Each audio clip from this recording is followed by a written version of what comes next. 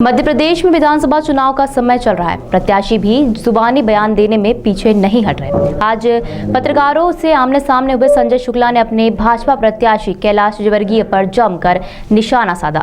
दरअसल आपको बता दें, आज इंदौर प्रेस क्लब में आयोजित आमने सामने कार्यक्रम में भाजपा प्रत्याशी कैलाश विजयवर्गीय शामिल होने नहीं पहुंचे। वहीं कांग्रेस प्रत्याशी संजय शुक्ला ने कैलाश विजयवर्गीय पर निशाना साधते हुए कहा कि चुनाव प्रचार के पहले दिन ही कहा था कि मैं जनता के सामने वोट मांगने हाथ जोड़ने नहीं जाऊंगा। बड़ा नेता बन गया हूं, जनता का अपमान किया है। मैं विधानसभा का बेटा हूं, घर घर जा रहा हूं, परिवार के लोगों से मिल रहा हूं।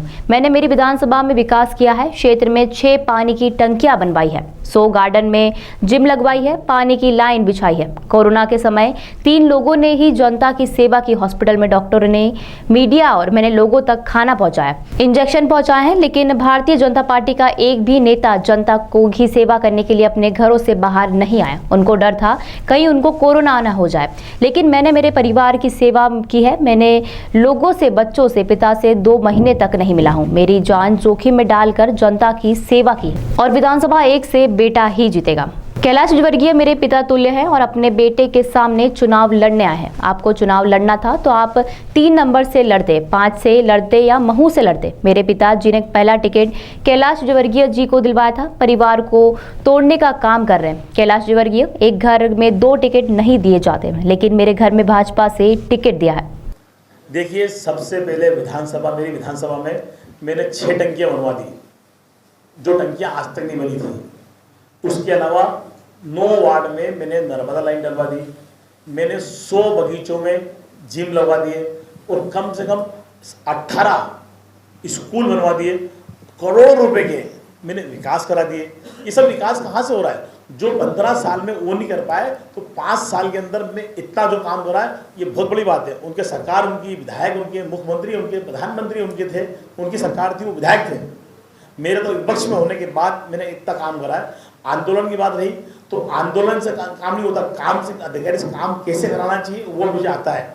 आपने देखा होगा, सुदामा नगर में जब मैं पार्षद था, एशिया की सबसे बड़ी अवैध कॉलोनी थी। उसके बाद उसको मैंने वैध कराया। आज 30 साल हो गए। 30 साल के बाद मध्य प्रदेश के अंदर एक भी कॉलोनी वैध नहीं हुई, एक भी। तो इनकी सरकार के रहते हुए इनके विधायक काम नहीं करते, विकास नहीं करते। जब हमारी सरकार थी, जब तो मैं पार्षद था, जब मैंने वहाँ वैध करा दिए। और अब हमारी सरकार 15 महीने रही। 15 महीने के बाद भी आप देखिए मैंने कितना विकास कर दिया, 5 साल में कितना विकास कर दिया। देखिए, जब हमारी सरकार थी तो सबसे पहले मैंने मुद्दा बनाया था कि रिंग रोड बनना चाहिए, साइड में वहाँ जगह है, वहाँ से बनाना चाहिए। परंतु उसके लिए हमारे जो CEO था IDA के विवेक चौधरी, मेरी उनसे प्लानिंग भी हुई थी, काम हो गई थी, परंतु इनने काम नहीं हो दिया। शहर में चारों तरफ रिंग रोड बनना चाहिए, बाईपास बनना चाहिए, सब व्यवस्था होना चाहिए, परंतु अभी तक 20 साल से इनने क्यों नहीं होने दिया? सबसे पहले इनसे पूछना चाहिए, इनके विधायक से पूछना चाहिए। मैं तो 5 साल का विधायक हूँ, ये 20 साल के विधायक, इनसे कोई पूछ नहीं रहा। और वो लोग सिर्फ झूठ बोलते हैं, जनता गुमराह करके विधायक सरकार बना लेते हैं। तो क्या है, जो आदमी एक 5 साल का आदमी और 20 साल, अब उनका 20 साल आपने देखा है, तो मेरे 5 साल देखे हैं। और आप भी गली गली में, मोहल्ले में घूम रहे हैं, अभी देख रहे हैं, हर आदमी बोल रहा है संजू विकास कर रहा है, विकास की बात कर रहा है। रिंग रोड तो बनवाना है मुझे, क्यों नहीं बनवाना है? क्योंकि शहर को स्वच्छ यातायात करना है, उसकी व्यवस्था करना है। जब मैं महापौर चुनाव लड़ रहा था, जब मैंने बोला था कि मैं भी ब्रिज बनाऊंगा, ये भी करूंगा, परंतु अभी भी मुझे करना है। भगवान ने मेरे को सब कुछ दिया हुआ है, सरकार नहीं कर पाएगी तो मैं काम करके दिखाऊंगा। तो ऐसा भी सुन रहा है कि फैक्ट भी आपके बीच में, दोनों के बीच में हो सकता है या हो गया है कि यार इस बार संजय रहेंगे, 2 बार अगली बार देख लेंगे। तो क्योंकि कैलाश जी के लिए चुनाव जीतना बहुत जरूरी है, ये उनके राजनीतिक कैरियर का सबसे महत्वपूर्ण चुनाव है। 10 साल बाद चुनाव लड़ रहे हो, तो ऐसा कोई फैक्ट भी संभव है? क्या ऐसा लग रहा है कि चुनाव ताकत से लड़ नहीं रहा आप पूरी तरह से? राजेश भाई, आप तो पहले ये बताया कि मेरी दुश्मनी किससे है, एक आध नाम बता दें आप। एक भी मैं आज तक किसी से दुश्मनी नहीं रही, सबसे प्यार से मिला। फैमिली ड्रम रहते हैं मेरा हमेशा, भले कैलाश जी हो या रमेश जी हो या शिवराज जी हो, सभी से। और जनप्रतिनिधि कोई भी से पार्टी हो सकता है, सबसे संबंध हमारे अच्छे हैं। उनको पहला टिकट मेरे पिताजी ने दिया था, उनको पार्षद बनाया। उसके बाद विधानसभा चुनाव लड़े, उसके बाद विधायक बने। जो भी हुआ तो मेरे परिवार से हुआ, तो मेरे पिता तुल्य हैं। एक पिता तुल्य होके मेरे सामने चुनाव लड़ने आए, सबसे पहले उनको सोचना चाहिए कि भाई मेरा चुनाव यहाँ से लड़ना है। वो 3 नंबर से लड़ सकते थे, 2 नंबर से लड़ सकते थे, महू से लड़ सकते थे, पार्टी ने टिकट दिया, पार्टी के पहले परिवार भी होता है, पार्टी के पहले परिवार भी होता है।